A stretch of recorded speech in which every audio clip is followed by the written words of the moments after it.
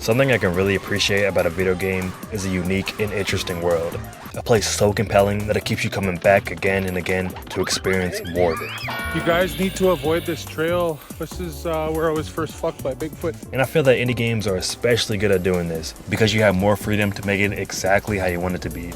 More time to perfect your craft. In my last video, I talked about Peripeteia, an immersive sim about a badass clanker chick in a decaying cyberpunk city. But I had to stop myself from overglazing it because I knew it deserved its own video. There was something special about the game, and after spending many hours in this city, I came to the conclusion that this world is fantastic. And a little weird. Damn! Peripeteia takes place in a lawless city on the border between the Polish Solidarity Republic, the Second Union, and the EU. So what does that mean? War. I'm going to commit great crime. I'm going to bust nut. These different groups don't like each other, and each of them are looking to find fortune in the city. Oh no! In the middle of all this is the protagonist, Marie, a dangerous woman who's been implanted with cybernetic abilities meant for combat. She's basically superhuman, and her main goal is to find something called the bunker, because she also has super amnesia, and it's one of the only things that she can remember. She spends her time doing dirty work as a mercenary to get information about how to get to the bunker in hopes that this place can piece together her past. Which is going to take a while, because this city is massive.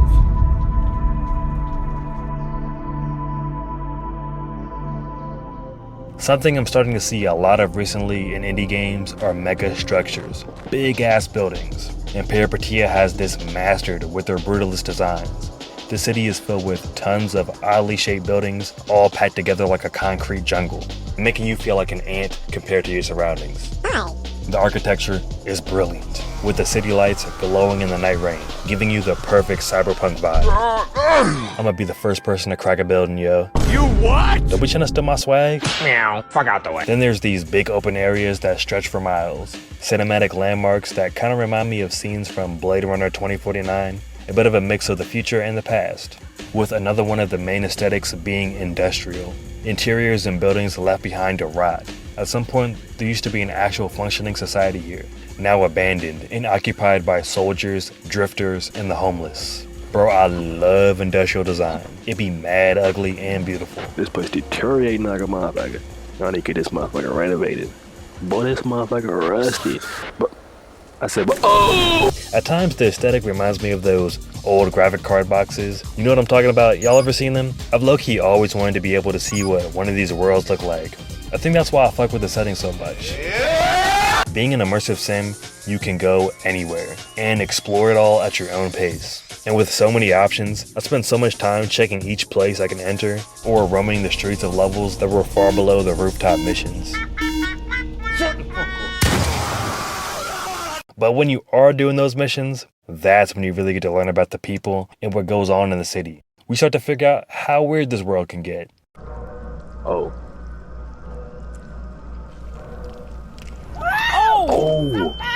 Am I being sacrificed? For example, in the level Outskirts, right when you get off the train, there's a building that has a club inside.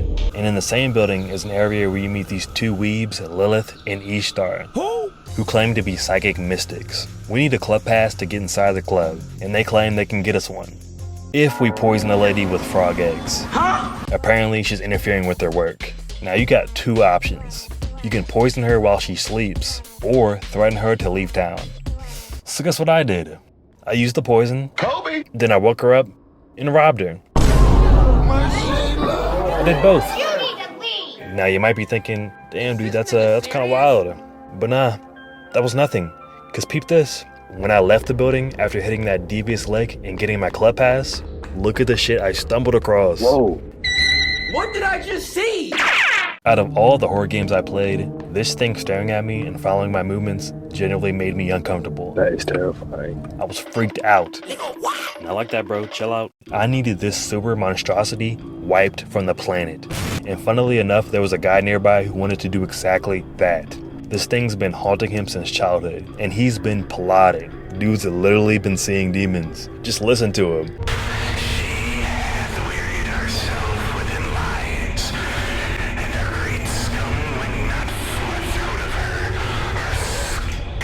This whole side interaction was a totally different way to enter the club. It's crazy that I could have missed this and still progressed the mission. You got options. Let me tell you a little something about replay value. So this same level has the biggest map, and there's 3 sections to it. And at the second location, you have to get to a library that's like on the top floor of this building. But the librarian says it's only for faculty and students. If you want to go up there, you gotta pass a course. Huh? Say that again? They want you to take a test. Schoolwork. What do I look like at the ripe age of 63 taking a test? That's not happening. I should follow my Instagram though. Shut up, bitch. So before I talked to her, there were 2 other people I met earlier that were at odds with each other, so I made one of them betray the other, which made the soldiers upstairs start blasting each other.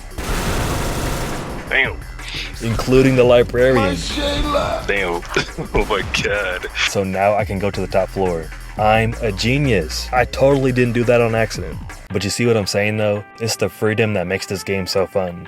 And I know some of y'all are probably like, whatever dude, man discovers immersive sims. Whoop-de-doo. But hear me out, let me cook. Because I think Peripeteia really got something on their hands. I got one more level to show you.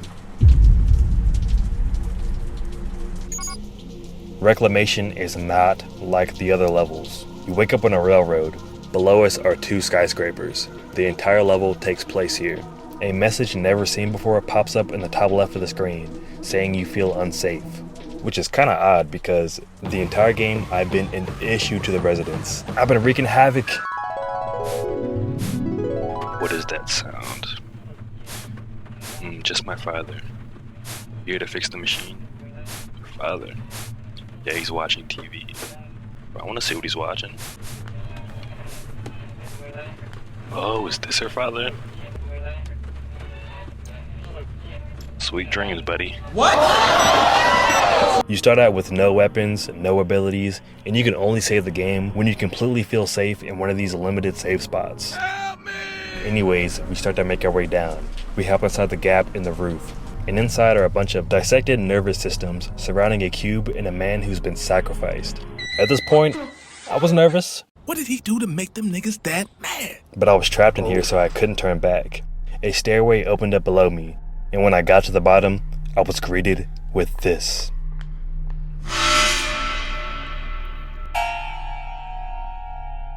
Yeah, get me the hell out of here. From this point onward, I started to realize something. The game had switched genres to survival horror. Oh my god. And the further I descended down the tower, the more insane it got. I started hearing sounds straight from the pits of hell. What is that noise? I'm not even exaggerating. It sounded like King Von's baby shower. Listen to this.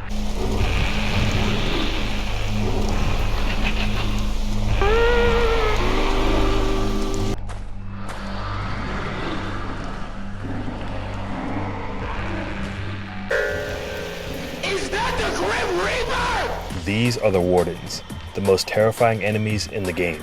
Let me tell you something, the regular enemies are already intimidating enough. They make the loudest sounds ever when they spot you, and they pretty much have aimbot. Let me sleep on a couch, twin. It's cold out there. But the Wardens are Satan's greatest soldiers. Emotionless machines, programmed to catch as many bodies as possible. These things were a problem, man. So the best way of dealing with them is stealth, because if they spot you, you're cooked. Oh my god. And you can't run away from them because they're gonna catch you.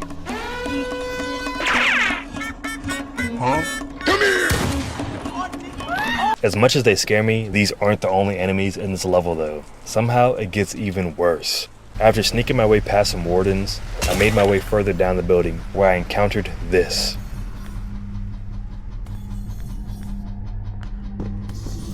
No freaking way.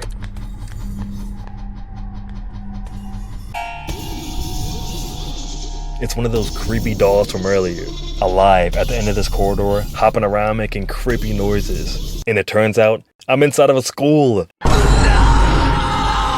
This whole section has you running through the hallways looking for keys while trying to evade these things. I hate them. And they have that same face as the monster from the Outskirts mission. They really mastered the survival horror in this section. I wanted to leave this place immediately. And there was a classroom with a hole in the ground to escape through. I'm dead. The objective here is to get past that part, then go through this opening in the side of the building, and descend down this American Ninja Warrior obstacle course all the way to the bottom while evading more wardens. And let me tell you, it ain't easy either. But check this out. I actually lied. Huh? Kind of. Because you can take a completely different route inside the building where you take this elevator down, meet and befriend a talking helicopter that baptizes you and helps you escape the tower. What? Yeah. I love how this game just kept on surprising me. I was walking through the craziest looking rooms, then out of nowhere, boom, my spine was getting removed. Another time I was talking to this one dude being eaten alive by a demon, and then I got teleported to a totally different location. They were cooking with this level, man.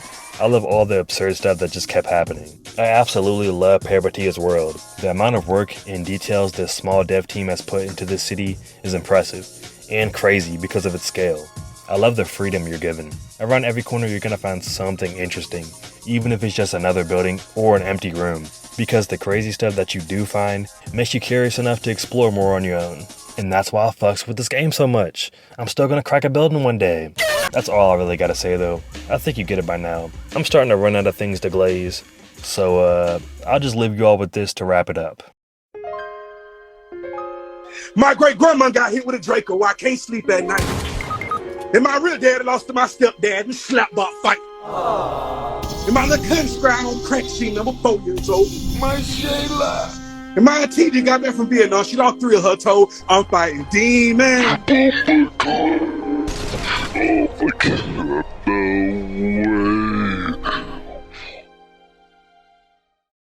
If you mess with the video, help a brother out. Show the channel some love. I got a Discord server if you want to join. We be having a jolly old time over there.